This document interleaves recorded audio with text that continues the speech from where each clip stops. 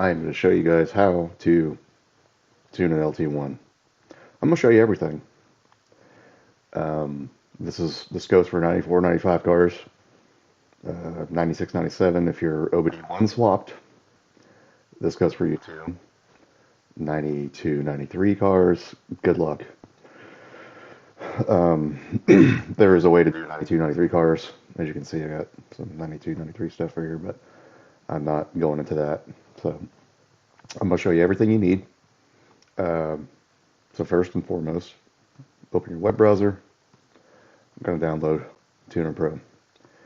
You do not need the RT version, okay? You just need the regular. So download that. It's free, all right? The other one is real-time tuning. That's all that means. You can just real-time tune it for a $39 donation. Again, it is not needed. So you got Tuner Pro. You got that downloaded. Now you need what they call an XDF file, so which breaks down all of this list right here. So it kind of deciphers all of the information in the tune. If you have it blank, it's not going to show anything. So we're going to download the EEX XDF definition. And I'm going to leave all the links in the description below. So Google search EEHack. Go to EEX definition. Scroll down. Download it. It's been downloaded 34,000 times.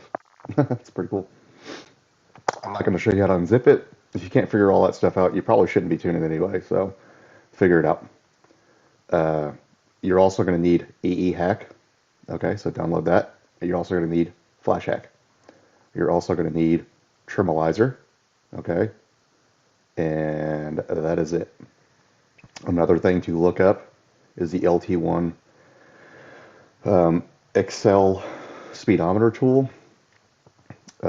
It's right here. I'm gonna leave the description down below, so you'll click on it, it'll download, and then I'll open up that here in a second. So you need to download that stuff if you're following along. Okay, so this is just going for I guess everything, every setup. I'll explain every setup, so it's probably gonna be a long video. We're gonna start off with like a basic bolt-ons setup, and then I'll just work my way through like each one. So say, you got bolt-ons. A lot of the stuff actually crosses over to cammed and boosted applications too, and I'll just mention that too. So if something's different, I will let you know. So you have your emissions stuff. So you got EGR, air pump, and CCP, which is the charcoal canister purge valve for your gas tank. That's all that is. So if you need to, disable them for tuning purposes, this is the minimum minimum it is enabled. The minimum RPM is enabled. The maximum RPM is enabled. You can do with this information as you choose. I'm not going to tell you.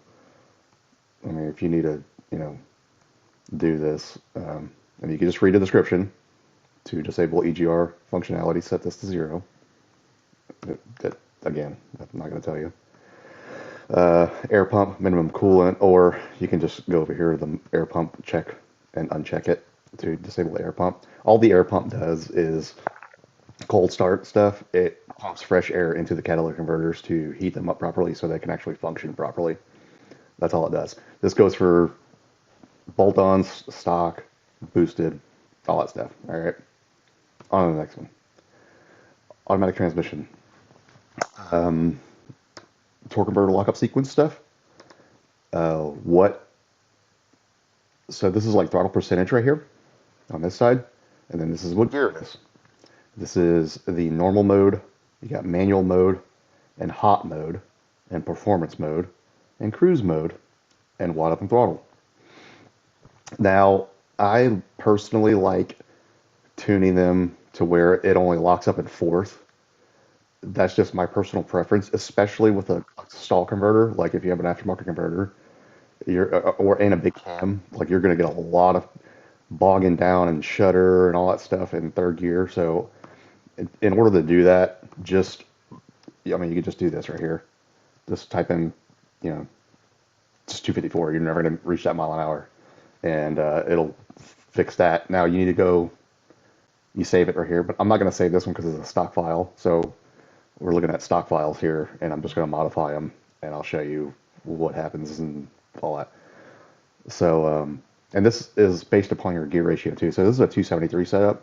So now on a 323, a 373, or 410, this is going to be lower.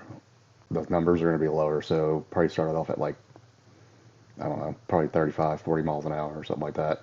But again, it kind of depends on how much it can bog and all. Yeah, it's a play. You got to play with it kind of thing.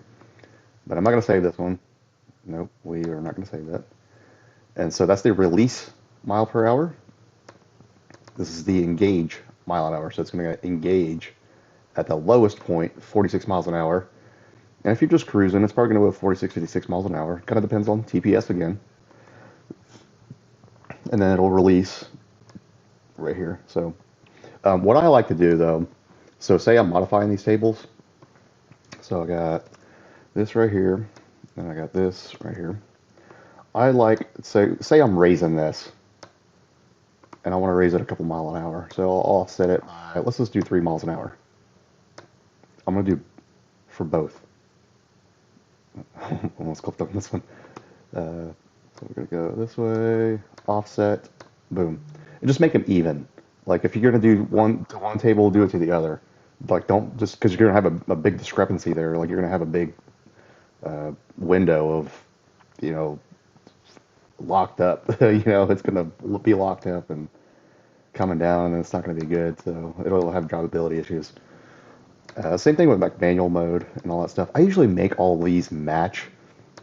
Even with the hot mode thing, I'll even just max out that 255 table. So if I do this normal table right here and I am maxing out this and adjusting this, I will just press Control C right here, and then that is the release one, right? So we're going to go to this one and just Control V, and it pastes it, and then you got it copied and pasted. So I just make them all even. That's all I do.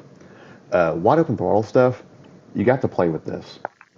Most of the time when you're going across the traps at a quarter mile, you're gonna you just got to play with it. So this is the stock settings for it on lock and unlock. Like a higher horsepower car, I'd probably go like 105.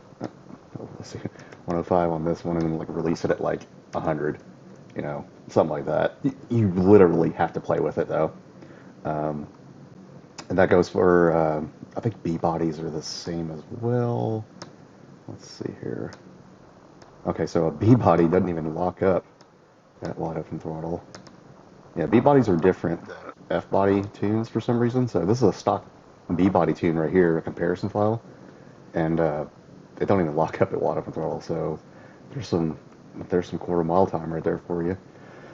If you don't know what lockup does at wide open throttle, like it'll kind of bog the engine down, but it'll add some mile an hour because the converter's not slipping. I generally do not mess with any of these right here. Do not mess with them. I just don't ever. I do mess with the torque converter settings and stuff. I do. It just again, it really depends on what gear ratio you have in it. So say you do change this gear ratio, it's not just going in here and changing the instrumentation calibration. That'll just make the speedometer correct, but you're going to have to go in here and adjust all these. The kickdown mode, the shift points, and the torque converter settings. Just fair warning. Okay, so we'll go to the next table here, kickdown mode. This is wide open throttle stuff. This is what it will enable at wide open throttle. You can tell a B body versus an F body here. I generally do not mess with this at all. It's usually pretty good the way it is. I do mess with the mile an hour if you say you got a different cam in it, you want it to go, or you got different gears or something like that in there. You want to go lower or higher. Again, you're mathematically going to have to calculate this stuff up to see what your mile an hour and all that stuff is. There are multiple calculators online that will decipher all that information for you. And if you have a converter, you're literally gonna have to play with it. But yeah, this is how you go from just adjusting your wide open throttle mile an hour. So how the PCM determines when to shift is it will look up the mile an hour first. All right. So if it reaches 48 miles an hour, cool. Are we at 5,300 RPM? If it's not at 5,300 RPM, it will keep going until it reaches 48 miles an hour and then do this. If say you have this set at like 30 miles an hour, if it reaches 30 miles an hour, then it's going to I can't talk today. It's going to look for this, and it'll shift at 53.44 here. I wouldn't set it this low. That's kind of ridiculous. Even like for a 273 vehicle, that's really low. I wouldn't, definitely would not do that. And here's the comparison with an F body versus a B body. Now on this is mainly how you adjust the wide open throttle shift points is RPM. A lot of people will tell you that too. But again, if you're banging off the limiter and all that stuff, you're literally gonna have to play with all these tables until you get it right. I'll show you, I guess while I'm on this. So if you have a converter like above a 3000, they have a thing called stall wall, and it's where it will skip a gear and then just go straight to third gear. It's at wide open throttle, and it's so stupid. So this is how you get around it. This is the easiest thing ever, and everybody's like hush hush about it. It's dumb. Go to error checking. See this vehicle speed diagnostic? Uncheck it. Save it. Your stall wall is now gone. That's all you have to do. And then you have to go in here and adjust your kickdown mode and all that stuff. So again, with a converter, you're literally gonna have to play with this. Like with a converter, I wouldn't put a converter on a 273 car because that's pretty tall gears anyway. I'd definitely change this out. That's not a performance oriented gear. At least get a 323. But you'll lower this a little bit, and then you'll have to go in here to the shift points as well. And you can see this top table right here is essentially wide open throttle. And you see how they match. Again, this is TPS, just the 1-2, the 2-3, the 3-4, and this is the downshift right here. You're going to have to adjust these if you change gear ratios and stuff. I like to match these points right here all across the bottom row with these points right here, just for being uniform. So it will not look at these tables right here at wide open throttle. It will look at the kickdown mode, because you can read it in the description here if you need to pause the video what it does. If you're not following along with me, you can literally pause the video or on your own terms just hover over this like this, and it'll tell you right here in the description what it does. Again, I match all these tables too: hot mode, cold mode, all that stuff. Actually, I don't ever usually mess with cold mode. It's never going to do this, and people generally don't race their cars when it's in the cold operating temperatures. So it's never going to reach 7,800 RPM anyway. So I usually just ignore those tables. On to the next one: line pressure control. Very, very rarely I will mess with this. I don't ever mess with this table. 90 psi is pretty good at wide open throttle, as you can see. That's pretty good firm pressure there. Line pressure offset. It kind of depends. If I need to soften up like a second gear thing, I will take out some pressure. So this is negative. This is stop, by the way. And you can see the maximum line pressure too is 90 from the factory. I'm being honest with you, I never go above that ever. And then this is a modifier right here for wide open throttle. From the factory, it's 0. I never mess with that stuff. Let's see. I don't mess with any of this stuff actually. Ever. I mean, if it's a little soft or whatever, but again, that's all feel based. Performance mode is for the F bodies where they have that performance mode button like the Trans Ams do. That's what this is for. And this, again, this is an offset compared to the stock table. So it's just an adder. So it's going to add 42 psi of pressure here at 25% throttle in second gear. So we're going to do, that's going to be, you have to, I mean, this is mile an hour too. So probably second gear is going to be probably right here. So it's going to be like 80 psi. So it's going to shift pretty firm. So let's go to on to the next one. Again, you can play with that stuff if you want. My shift pressure stuff, I usually mess with the force motor current. If you lower this number, it will shift firmer. So what you can do is, this is degrees Celsius right here, I believe. I believe it's degrees Celsius. Let's see. It didn't say. Anyway, I usually do a 20 and above, like right here. And I'll just lower the number. So I just divide it. And I just take 10% out right here. And you can just do it as much as your heart desires. I wouldn't go above like 30, just for the sake of the transmission. But this will definitely do it. Now, you want to match the plus and the minus right here on these two. So you want to match these two tables. That's what I do. They're matched from the factory, so just match them. Shift time, I just zero this table out right here. You just want it shifting as quick as possible. It's not going to hurt anything. Let's see, we already covered shift points. You got to adjust them accordingly. Line pressure, I already did that. Boom. Go down to instrumentation calibration. So this is where you're going to adjust for your speedometer. I don't know why this Roadmaster one's 510. It's kind of strange. Some of these are corrupt files too. Like, they're kind of weird. Like, see, like Corbin's, it's got a 323 gear in it, and it's a 26. That's normal. And I know a 6-speed 17. You know, it's kind of weird. I don't know. But anyway, so you're gonna look at all these numbers. You're gonna be like, what in the hell? What do I do? What do I do with these numbers? I'm gonna show you what you do with these numbers. So 40 right here that's an automatic. Now manual is gonna be 17. That's what that see, it says known sensor values. Oh, just touched it. Known sensor values at the bottom right there. That's what that is. So, and then a T56 wide body, which is a VET, is gonna be 2. So this is where the LT1 scalar tool comes in handy here, and we're literally just going to open it up. I'm going to click on the link, open the file. It's going to open up Microsoft Excel here, and then here you go. So we are going to enter our numbers here. So you got your rear end, so whatever rear end you went to, tire resolutions per mile, so you're going to have to look that up. So whatever tire size you have, you're gonna have to look up and see what the revolutions per mile is, and your sensor pulse. So you got a 40 on an automatic.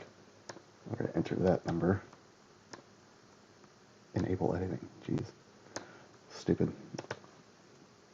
Enter. See how it changed all these numbers? So you're gonna go PPM. You're gonna Control C it, and you can read the instructions right here. Don't modify any that in blue. Yeah, you shouldn't modify the green stuff here. So you go over there, you're going to look for that. Let's see, we've got the scalar base. Let's get that one. Scalar base 29. So you can just go over here, type in 29, enter, saved it, which I don't want to do. I'm just going to put 22 back. And then let's see, we got the PPM, copy that one, go over here to the PPM, I can't remember which one it is. They're not like numbered. Let's see, what's that one?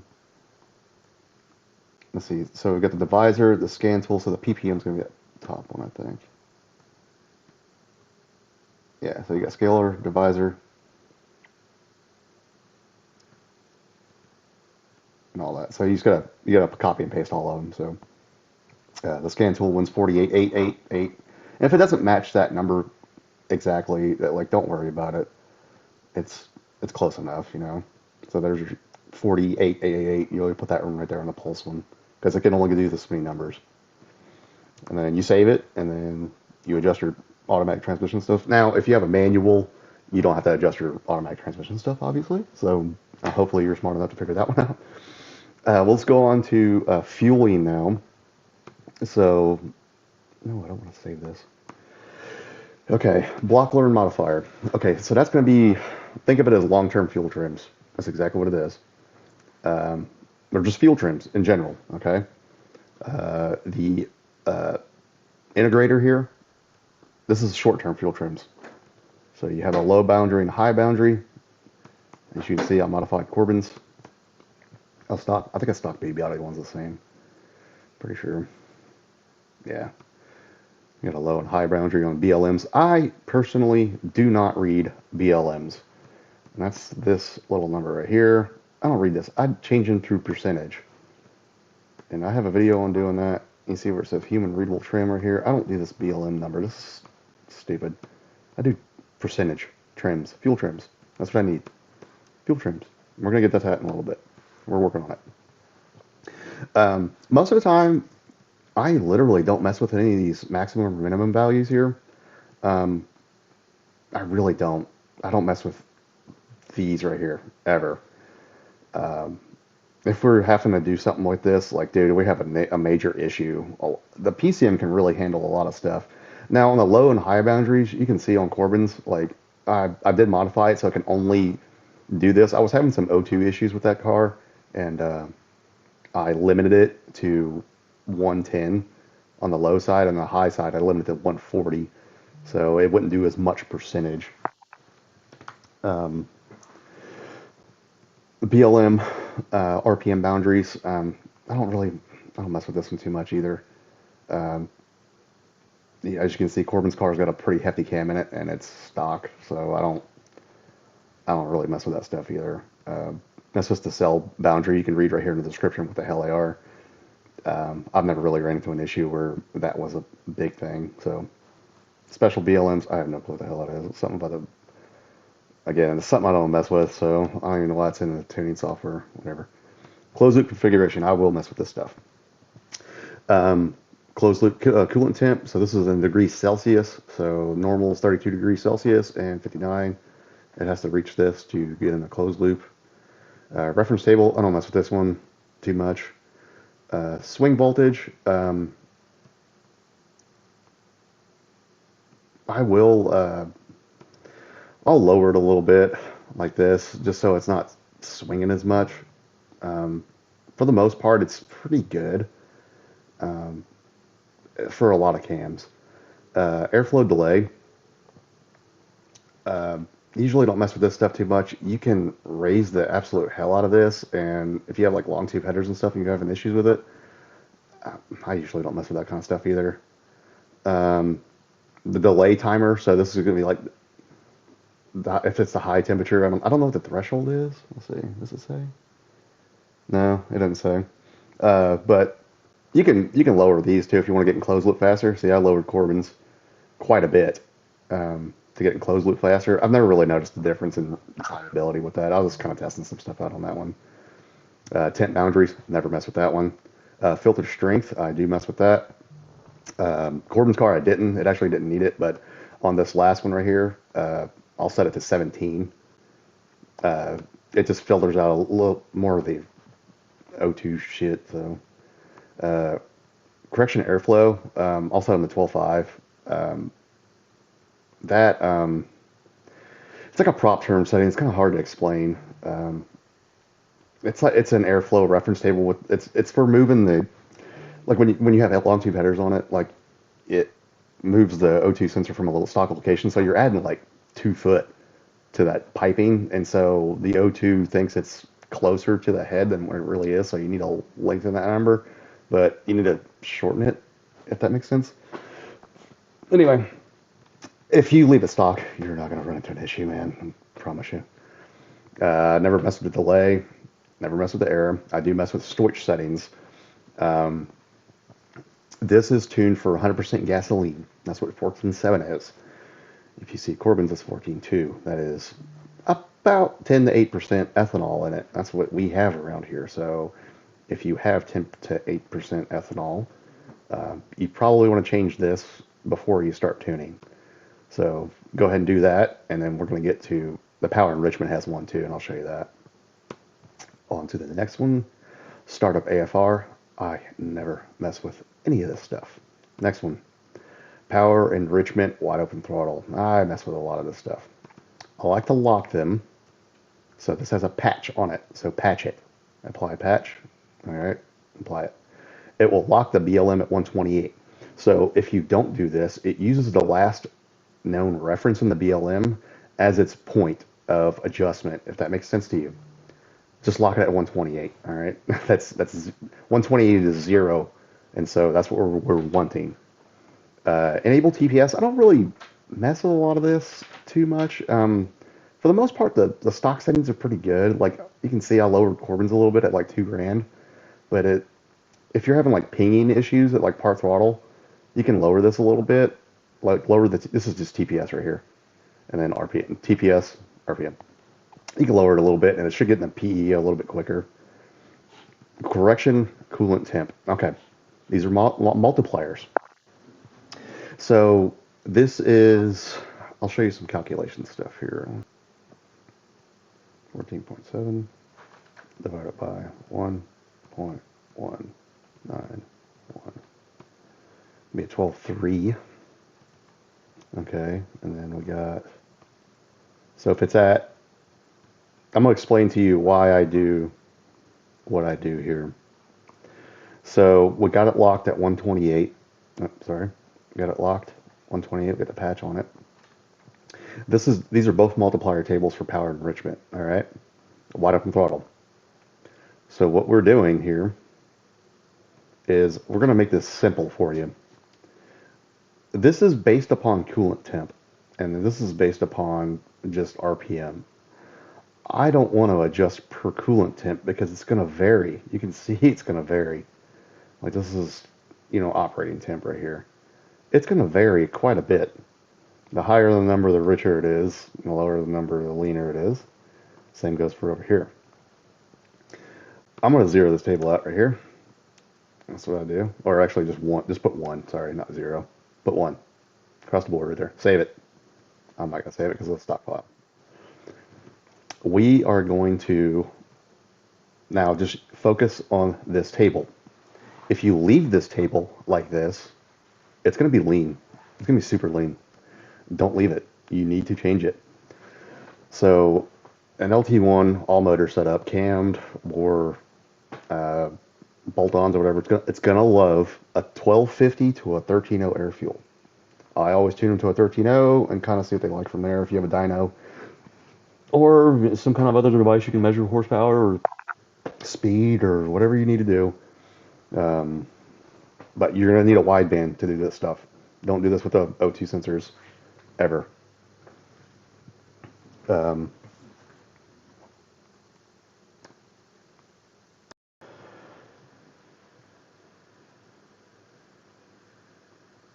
So this PE base right here. Oh yeah, so it actually has a PE base. You need to adjust that too if you're running ethanol fuel. Think of this as 0. This is Stoich. All right. So this is BLM 128. That's exactly what it is. You're going to lock it at 128. So say it's 14.7. All right. And it's going to use this multiplier right here to add fuel. So if you zeroed this out and then you left this RPM alone, you're going to have some problems. It's going to run really lean. So let's just pick a spot here at 4,800 RPM. And we're going to bust out the quackamator here, 14.7. And we're going to divide 1.086. You're going to be at 13.5 air fuel. It's a little lean. That's a little lean. What I like to do is 1.13. Enter. Across the board. Now you can make it a little richer if you want around peak torque. You need to figure out where your peak torque is. A lot of them are 4,000, 3,600 if you want to kind of get a little bit more to it. So, I don't know why I keep pulling that damn thing up right there. Oh, because I'll delete the calculator.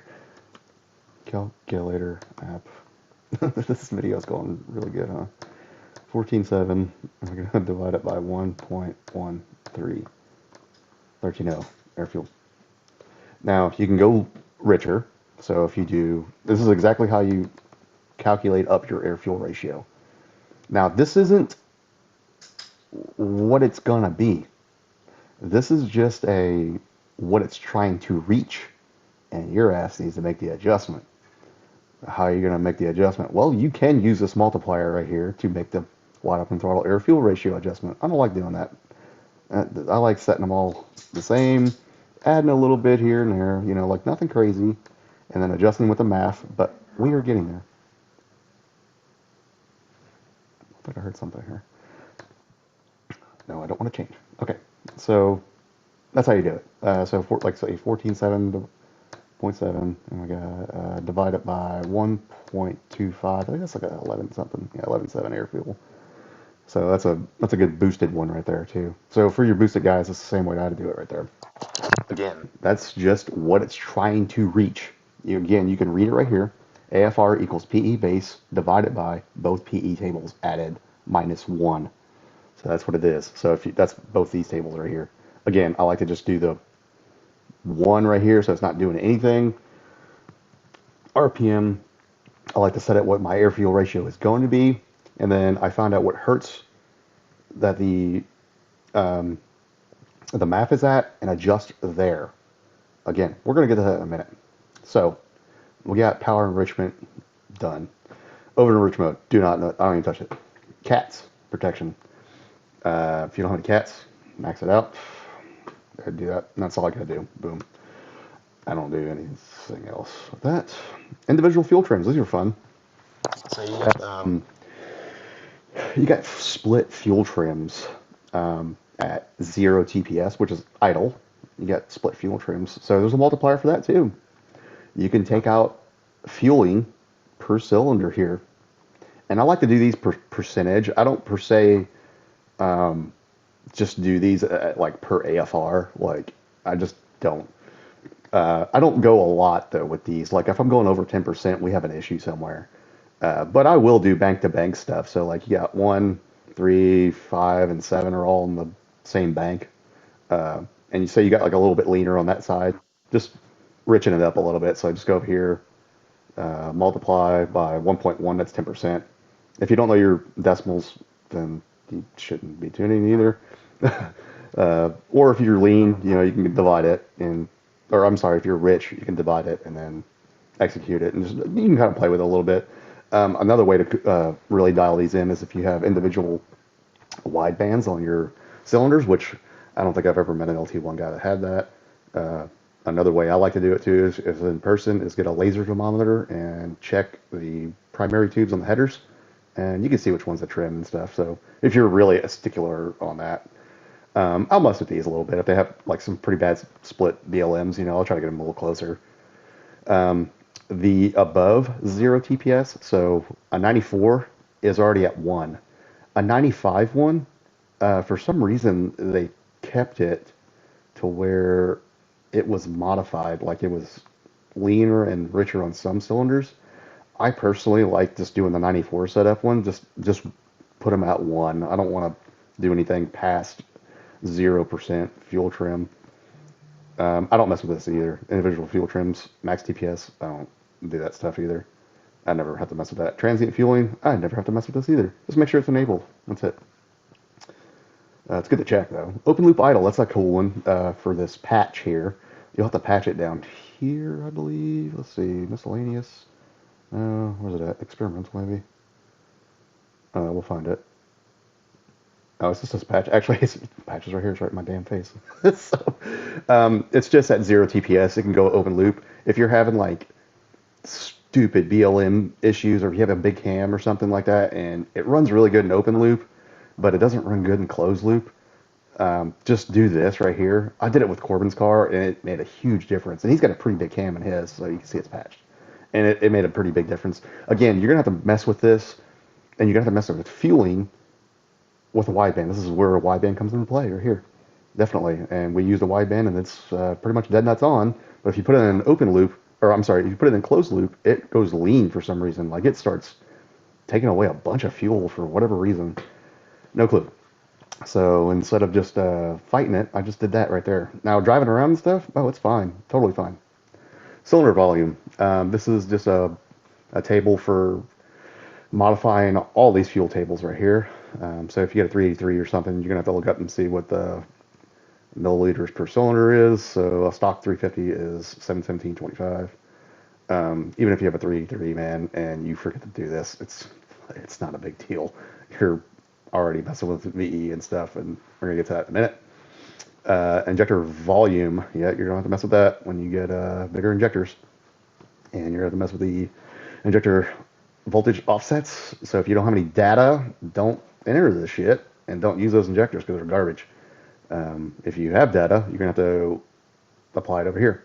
And you're not going to get these numbers like exactly. So say if you're missing a couple of these right here, what I actually like to do is just find the ones that are close to it, enter it in, and then you'll select these right here and just interpolate the Y right here. And you can see it changed it right here, but I'm not going to save it. But it'll fill it in and it'll get as close as possible for you. So you're not just having this jagged, offset line here. Like you can see, yeah, you want them kind of as smooth as possible here. You don't want like this big old jagged line. I don't know what that green light is. What the hell is that? Speaking of jagged lines, you can't adjust it or anything, so I have no clue what it is. Whatever. Open loop target AFR. I don't mess with them too much, but yeah, you can see Corbin's a stock. Actually, right here is like 13.0, just because I was like, bottom throttle, I'm just gonna put 13.0, so whatever. It ain't gonna affect anything. Primary VE tables. All right.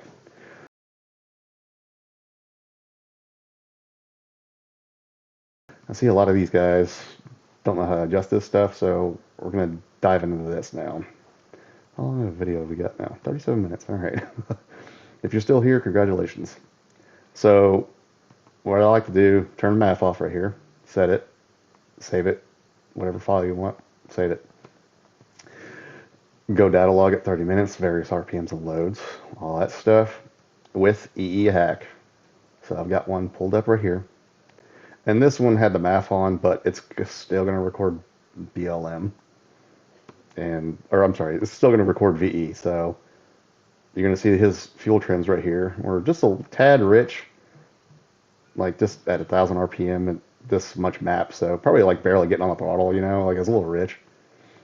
So to take this and apply to this as what I'm going to show you here, you're going to download a tool called Tremolizer. Come on, close it. All right, okay. You're going to download Tremolizer. Okay, download it. It's going to tell you how to do it too. So if you get lost in my explanation, there's a how-to. So I got Tremolizer open right here. Actually, hold on. I'll show you how to make that file. So go back to EE hack. We're going to go to, you see where it says main, export CSV. Hey, what the hell is that? I don't know. Let's try it. Let's just name it this right here. And I'm not going to open up this file, but I'm going to open up another CSV file. So it's going to take it a minute to save this. So you're going to be like, well, why is this kind of locked up? Just give it a minute. It's thinking. So while it's thinking, I've already got one. Again, I already got one pulled up. So we're going to go click on add right here. Find that file that you just saved right here. So it's going to be in an Excel file. So I got one here called 95 Camaro, 9.5 or whatever. Trim input type, percent. We don't do BLMs. We don't do 255 whole percents. We're going to do plus minus percents. Good. You're going to do process logs, open analyzer. Hey, look at that. It spit out a bunch more numbers than it did right here. And you're going to see that too. I know this isn't like the file that we just did a CSV on it, but it probably looks like something like this, even though we have 36 minutes of data log. It doesn't look like it records much, but it does. So right here, if you go to the bottom right here, you see these $ EEs. That's what you have. So we're going to go to the lower RPM one right here. Modify clipboard data. Apply it. Oh wait, I'm sorry. Scratch that. Copy this. Modify your clipboard data like this. Clipboard data has been modified. So your clipboard is your Control C, Control V thing. Just think of it that way. Go over here, Control V. Ooh, it spit out a bunch of numbers. Look at that. That's fancy like right there. Save it. Go to the next one. Oh, wait. I didn't even freaking copy the other thing. Jeez, dude. It's going to be a great video, I'm telling you. Let's see. Copy. Apply. Okay. Boom. And we're going to paste that. And see, we got this big old modified space right here. I can just see it right now. Oh, yeah. So that looks like shit. But we're going to fix that. So, how to fix that is... Fix that out right there. So, I'm going to grab this 2000 and go down to here. I'm going to smooth it by 0.5. Execute. We're going to look at that table again and see all the... Ooh, it looks a lot better. I'd leave that alone right there. Now, you want to match this table with this one. See the 2000? So you got 2000 RPM on both of them? You want to match that. Make sure you match that. Save it, flash it, log it. Rinse and repeat until you get, I don't know, below 5 to 3%, something like that, in fuel trims. If it's okay if it's taking out a little fuel. If it's a little rich, it's fine. If it's like 10, 15%, yeah, you need some adjustments. Go ahead and do that until your VE tables are done.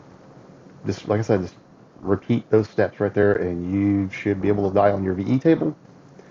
Math calibration. You're going to have to do this manually. Injector offset. This is another, if you have injector data, just enter it right here. If your injectors didn't come with data, they're garbage. Math calibration. I'll explain this just a raw, quick way. So if you look at the analyzer tool here in EE-Hack, once you've done logging, you'll see this percentage right here, and it'll go all the way up. Idling, driving around and stuff, is going to be below 35 AFGs. Do not pay attention to this number on this side. We're going to pay attention to this number on this side. So we got 35 AFGs. That's 35 AFGs right there. You're going to take out at that number. What do we got there? 0. We're not going to take shit out. We're going to go 16 to 20. Let's look at that one. Minus that one out. 16 to 20. So I would probably do this right here. And take out. I wouldn't go 10%. I'd probably do like 5. Just to see if it liked it. Do it like that. Come on, execute. There we go. Boom. Make sure your line's not squiggly and really jagged and all that stuff. That looks pretty good. Save it, flash it, log it. So think of this as idling and barely driving around. Okay. Kind of getting a little bit driving around right here. And then a little heavier throttle. Close to wide open. Probably wide open. And then really wide open. So you'll have to see what the AFGs are at wide open throttle. Most of the time, if you don't know the AFG is on it, you can look at a log here and just kind of scroll through here, and you'll see down here where your AFG is. So just think of this as AFG. So you got 12.3. So this one was at, let's see, 70. So it was trying to take out like 16% fuel right here at 70 grams a second. So we're going to go over here to 70 grams a second here and take out some fuel. And you can see that was probably, let's see what kind of TPS. That was 25% throttle. So that wasn't even full throttle. But at full throttle, you're going to see it'll turn green. So when you're skipping through this right here, you can see where it, like, I just saw one right here. It just kind of blipped up. And another one too right here, PE. You can see it. We had 44% throttle and it was in PE mode. I don't know why I was in closed loop there. That's weird. Let's see here. This is an old log, and this is, I don't remember any of this, so I'll try to find a little PE spot here and see if we can get some good wide open throttle action. I don't think there's one on here. If not, we'll just skip it. But again, it's, oh, there it was. I just saw it. So 233 grams a second at wide open throttle at 4,700 RPM. And I would adjust, if I got to use my wideband. So again, it's going to be in this, about this hertz range right here. If you have a pretty modified vehicle, just take out whatever fuel you need or add it. It's all in percentages. Again, just think of it as that. This is just a percent right here. That's all it is. However much percentage you need to take out is where you need to do it at. And that's how you adjust your math. Like, it's not hard. Spark timing. knock management. Here, I'll just delete this. Get rid of that. Um, I don't touch the low octane compensation ever. Burst knock. I'll zero out burst knock for the most part. That's just like your initial tip in. I just zero it out. I've never really had an issue with it. Knock retard versus PE, like it is pretty aggressive from the factory. I'll usually zero out like 800. I'll just zero this out right here, and I would do probably like 5 or 6 total. Like if it's taken out 5 degrees, like that's a lot. Even 9 is very aggressive. I mean, you can have. I've seen false knock do that. It's like just like a header's rubbing, or I mean, these cars are old, so it's just wash the plugs. That's all I can say. Air fuel ratio gauge, a wideband, and then wash your plugs. Just make sure you don't have any knock. And this is your max knock retard. This is out of PE mode right here, and as you can see, it's pretty damn aggressive. And you can see if it's knocking too. Right here on the log, and then there's an analyzer too for it. Like it had like a little bit right here at bottom throttle, but like this green stuff, that's all false shit right there. I know damn well that car's got vibrations and stuff. I wouldn't even be concerned with that. And you just need to go over there and find out where it is on this spark table right here, and then kind of adjust accordingly. So we'll get to that in a second. If you want to desensitize your knock sensors, so this is the attack rate. This is, again, it's a multiplier versus RPM, and this is percentage. You can take out, divide, 5%, 10%, 15, 20%, whatever you want to do. However much percentage you want to knock it down a little bit so it doesn't pull as much timing or kind of desensitizes it. There you go. You don't need your LT4 knock module, because guess what? That shit don't work. I've seen them pick up false knock before. Recovery rate, that's how fast it adds the timing back in. I usually don't. I just leave that one alone. It's pretty good. If it's really getting knocked, like I don't want it to like add it back as fast. And even if you're getting false knock, you kind of want to fix that. You don't want it, false knocking all the time. That's gonna kind of crappy. So covered all that. Cool. On to the next one, transient spark. I don't touch it. Next one, I don't mess with the extended spark, the coolant. I don't mess with any of this stuff. I check them to make sure that nobody's ever messed with them. If they did, I will correct it, because I've seen these guys like this before, and I'm like, why did you do this? This is stupid. Don't do that. This is a limiter. Like, don't touch it. So 46 is totally fine. Main spark advance. I mess with this a lot. I have my own spark tables for different various setups. A majority of the time, you can get away with just adding 2 degrees here across the board on an aluminum headed okay, all right, let's go back. Aluminum headed LT1, you can go do that. This is an aluminum headed LT1. All right, there's your graph. You like that? That's nice, huh? Here's a B-body one. A lot less timing. Oh wait, no, that's Corbin's. Yeah, here we go. B-body one, a lot less timing. You can see this is gonna be wide open throttle here. So pay attention to that. Look how much timing difference there is. It's a shitload. And same thing goes for the extended too. So anything past 4,000 RPM, it's really nut cut. They did that for good because they have iron heads. That's why. So you can get away with turning the timing up on a B body, but I wouldn't turn it up a lot. I'd probably go 2 degrees and just watch your plugs and see what it likes. Closed TPS, spark advance. Even on the biggest cam setups, I do not mess with this stuff. 20 degrees at 400, 800 RPM is totally fine at 0% TPS. A B body, for some reason, is at like 24 and then like goes up like this.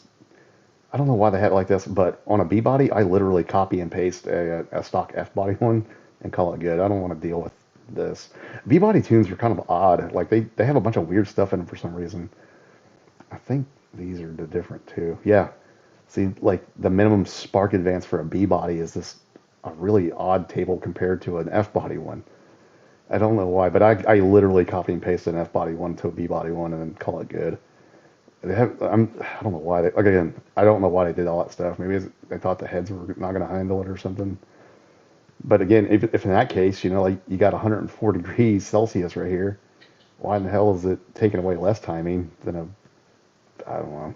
Just copy what I do with this one is find you a stock Corvette one and just copy it. It's fine. EGR Spark Advance, if you don't have one zeroed out. Idle, speed, timing correction. B body and F body ones are a little different. What I like to do is, I'll show you Corbin's, is do that right there. So make them just even. So at 200 RPM, it's trying to add or subtract 8 degrees of timing. That's not really aggressive. That's actually pretty decent. So instead of the IAC trying to overcorrect or anything, it'll use Spark to correct the idle on it. The LT1 PCM is actually pretty good about correcting all that. Like, it's not terrible. You don't really have to do a lot of stuff to make one idle real good. Now, on the 411 you do, but that's for a way different video. Clutch disable, I set mine at 80%. At the factory, what, they're like 99 or something? Yeah, they're pretty high. I always set it to where it's literally going to go off.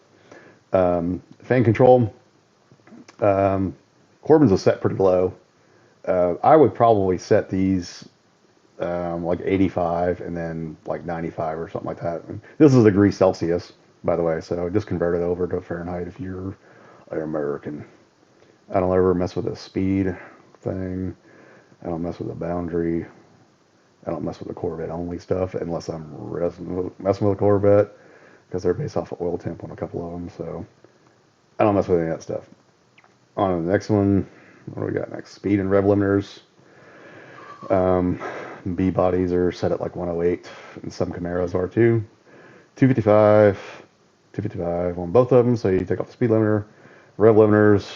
Here's first gear and others. I just match them. I don't care about having a first gear only. Cut off and resume. Let's see. The B body one is a lot lower than an F body one. Oh, and a B body actually has push-in rocker studs, so be wary of that. So that's why they don't run as much RPM, and they have a different cam profile and everything too. So there's your rev limiter stuff right there. Pretty easy, self-explanatory. Error checking. This is your check engine light stuff. You can turn off all this stuff if you want. We already covered the vehicle speed diagnostic right there. If you have a knock sensor code, or if you have it unplugged, it will throw the maximum knock retard at it if you're having that problem. Or if you're having another thing too, if you're having a knock sensor problem, it will not go into closed loop. And if you can't fix it at that moment, if you know what you're doing, leave the stock timing table alone. And if you need to dial in your fuel tables, turn this off right here, zero out your knock retard, and then it'll go into closed loop. Done.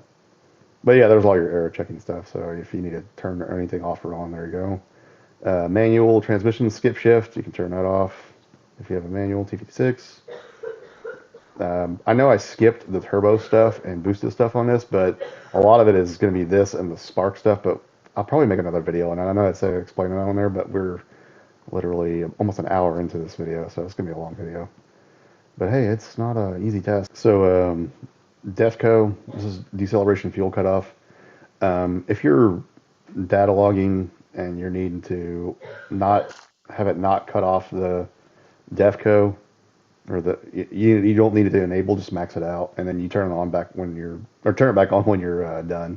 This is all the DEFCO settings right here. So, all right, idle air control. Usually I don't have to mess with this stuff or this table. You can set your idle target speed here. You can have to mess with this. Manual transmission cars are set at like 800 from the factory. So this is warm idle right here. They're set at 800. It's actually not a bad idea to bump this up from the factory. They're kind of low anyway. Car. With a bid cam car and cammed and stuff, you're going to have to mess with this. The PCM will, for the most part, adjust to this. I don't usually have to mess with the IAC speed or anything like these cars don't have issues with them dying and stuff, like coming to a stop or anything like that. Like if you have initial position stuff, like IAC park position and stuff, like how warm it is and all, like you can bump this up and down and stuff. But like I most of the time don't have to play with that stuff. Most of it is really just the RPM adjustment. It'll go from there. Don't drill a damn hole in your throttle body or blades, or like, don't do that shit. Traction control, you can turn it off and on. I don't really mess with that too much. People usually hit the button anyway. Experimental. They have an unknown spark adder right here. Zero that out. Like it's just for watt and throttle stuff. It'll add up to like 5 degrees. Just zero that shit out. You don't want to add any more timing. VATS, you can turn it off. But if you have a VATS issue, that's going to be for you're gonna have to put a resistor in it. So you can't just delete this and expect it to start. So that's just for the PCM. It's not for the actual module and stuff. You don't have to mess with this miscellaneous stuff right here. Presets, if you think that you have a messed up setup, say your MAF calibration or O2 calibration is messed up, you can patch it real quick and save it, and it'll reset it. Just close it and reopen it, and it'll be a stock calibration. Unknown, you can see dear God, don't touch these. Just really don't mess with those.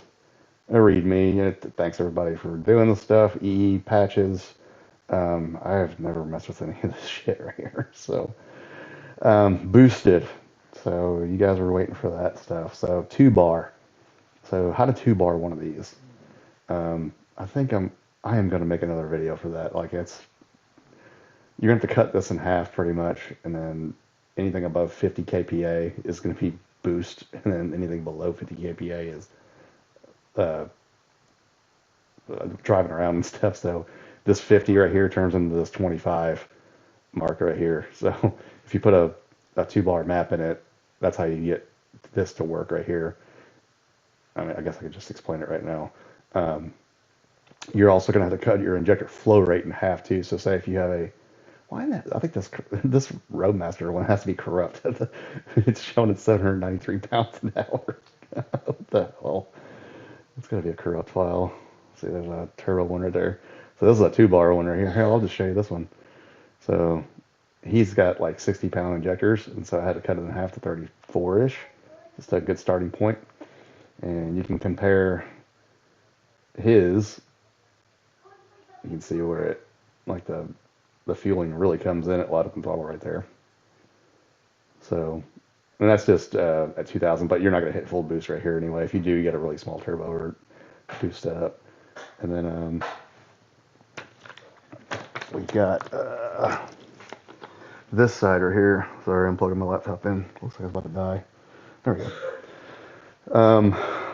There's a comparison rate with this one too, and you can see I'm not done with this one, so I'm still messing with it. I think I haven't heard from this guy in a while, but you'll add fuel like right here for a speed density setup. You'll just add fuel according to map and RPM. So this one's just linear right now. I think we haven't even gotten to watt up all stuff yet. So map calibration stuff, you won't even need this because you'll have the map disabled. Spark table, again, it goes, you cut it in half pretty much. So anything above 50 is going to be the boosted setup, and it'll go to like a 2-bar setup will go to like 15 pounds or something, or 14 pounds or whatever. And then this is all going to be your drivability. So you don't want this much timing in boost. You're going to have to knock it down like this. So this is cut quite a bit. Like it's a lot. So you're depending on what fuel you have and all that stuff, like you're gonna have to knock it down pretty good. So as you can see, it's knocked down quite a bit. So I think this one's just a pump gas one. I don't think it's anything crazy. So yeah, it's pump gas. But yeah, I guess he's running quite a bit of boost or something. But yeah, it'll just cut the resolution in half, and then you just use this portion right here for boost, and then same thing on your fueling. That's really how you 2-bar one of these. They're pretty simple. Again, it does cut the resolution in half, so you don't have as much adjustment, but I've never really run across a drivability issue where the resolution was cut in half, and that it was the case that it was just messed up. I've had more issues out of supercharged MAF cars because guys love to move the MAF all the way down in the damn fender for some damn reason, and it skews the ever-living shit out of this, and it doesn't know what to do. Or they put the MAF right off the throttle body, and it just the turbulence and everything, it just skews everything.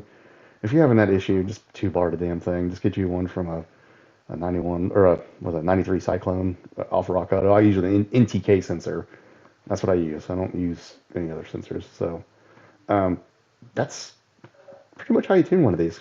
So um, yeah, you can use this information how you please. I mean, I don't think I released a lot of like secrets and stuff. It's really not a secret how to tune one of these. They're kind of simple. Most of the time, I run into issues with people having mechanical issues and they want to blame a tuner and stuff. That's all fine and dandy and everything, but you need to fix your shit before you start tuning it. So make sure everything's good. You have good plugs and wires. Get the correct firing order. They're actually in the right spots. Your opti's in correctly. You know how many vacuum leaks or rockers are adjusted correctly. All that stuff can adjust fueling dramatically. O2 sensors, if they're reading open air, so you get an exhaust leak before the O2 sensor, oh yeah, it's gonna try to add a ton of fuel. So you need to fix all that shit. You can't just go in here expecting your tune's gonna be messed up. But yeah, that's how you adjust stuff here. Any questions, comments, concerns, leave them down below. Catch you guys in the next one.